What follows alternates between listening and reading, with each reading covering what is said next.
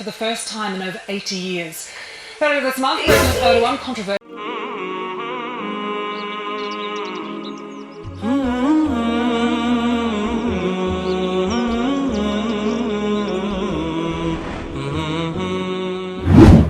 Assalamualaikum warahmatullahi wabarakatuh. Welcome back to my channel. I'm Anabi. Make sure you subscribe if you are new.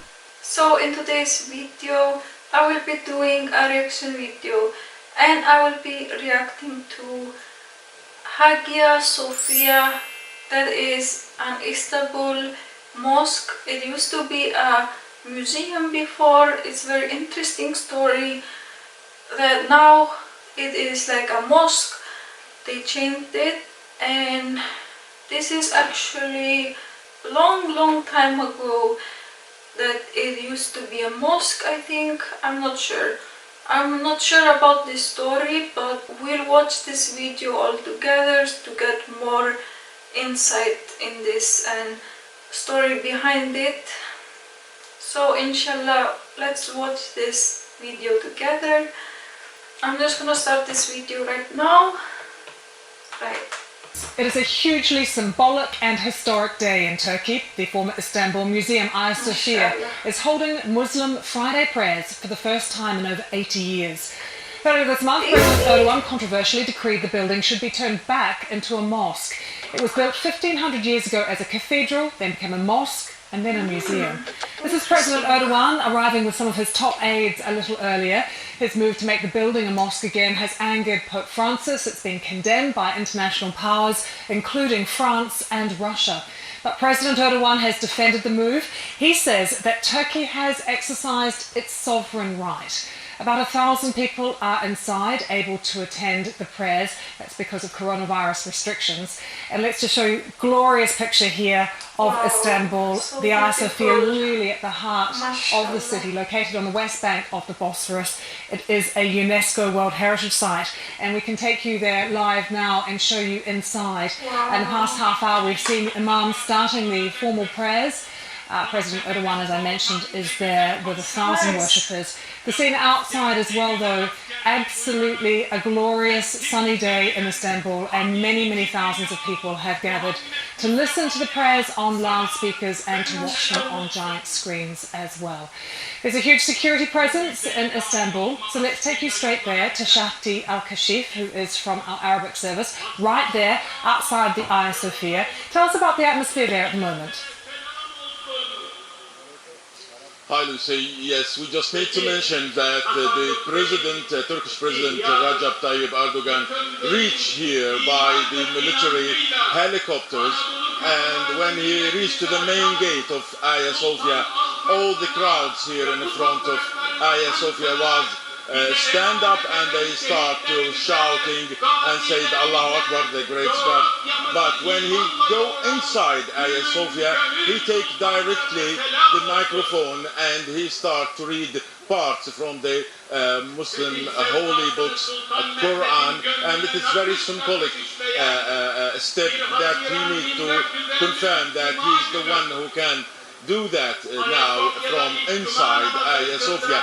The situation, we can say that it's very excited here outside from morning, and we can say that from midnight maybe dozens of thousands was trying to reach to the main city, to the central of Istanbul, and to participate in this first Friday prayer since more than 86 years. And we can say that more than 21,000 from the policemen is trying to secure the old city of Istanbul and the area around Hagia Sophia.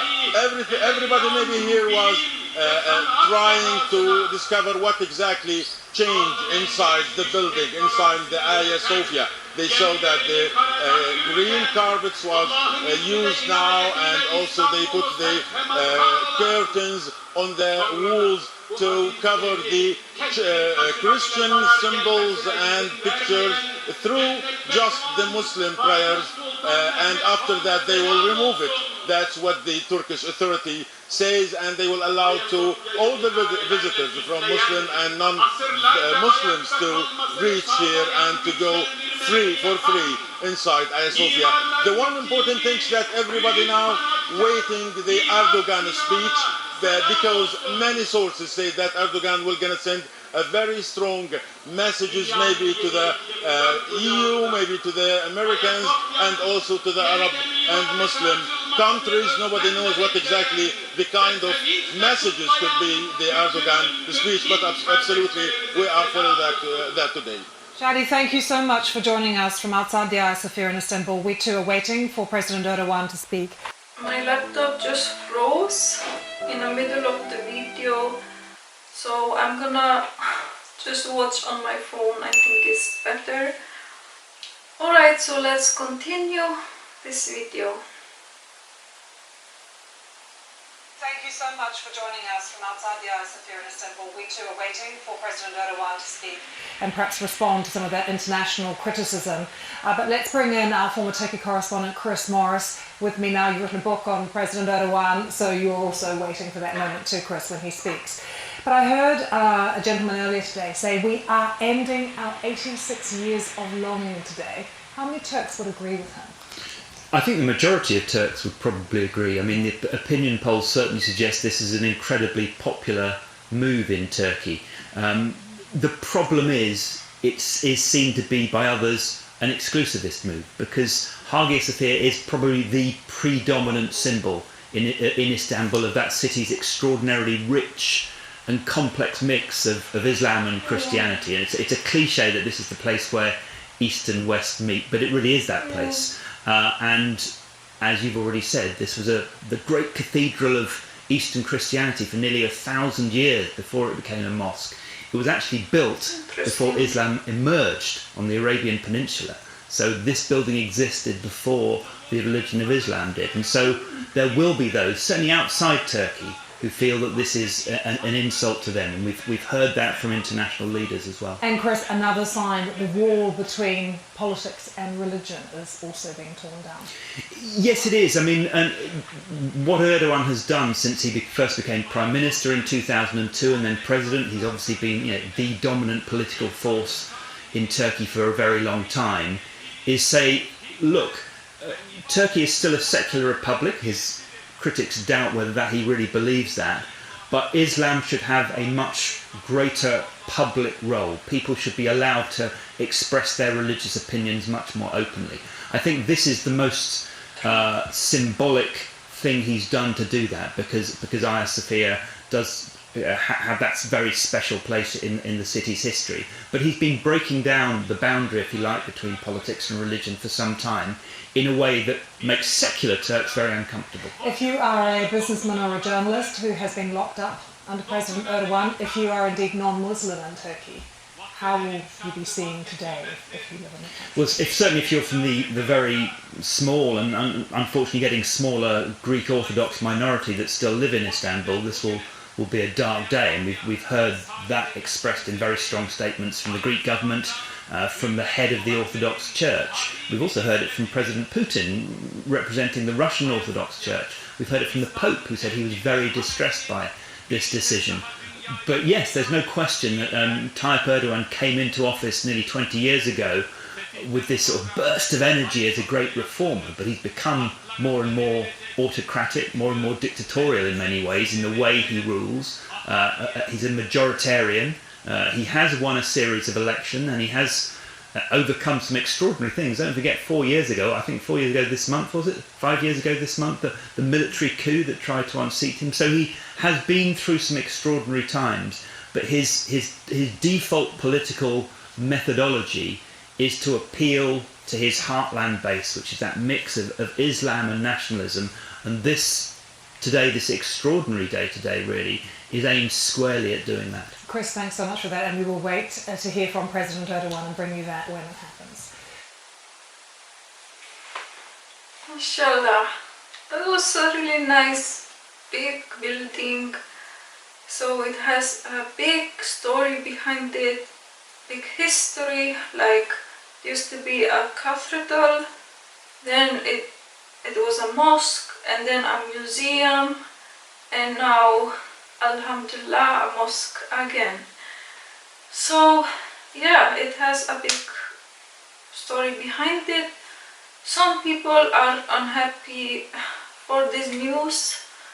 I guess I understand, you know, if you are a Christian living in Turkey, Istanbul, I guess, you know, they are not gonna be the most happy about this, because I guess they wish it to be a cathedral for them. But I feel like this building has been changed so many times that they decided to make it a mosque at the end, and it took 80 years to do that. And now, alhamdulillah, you know, people probably waited for this moment. So this is very happy news for Muslims. And yes, Turkey is a Muslim majority country, so I know a lot of Turkish people are happy with this news, and yeah, I'm really happy for them also. And I feel like people, you know, shouldn't hate on this news only because you are not Muslim. You should still be happy, you know, also for us. And you know, this is the decision that they took, which, you know, there are people who are in charge over this, and they are the ones who decide, you know, what happens to this Hagia Sophia, as it's called. So mashallah, I really felt like it was so beautiful. I congratulate Turkey for this, and I would love to go there someday, inshallah. I would love to see that mosque, and I would love to go to Turkey, Istanbul someday. I really would love that. Inshallah, I hope I get the chance to do that. So thank you all for watching this video. I hope you all enjoyed. If you did, give this video a thumbs up. And also don't forget to subscribe for more videos. And then I hope to see you all in my next video, inshallah. Assalamu alaikum.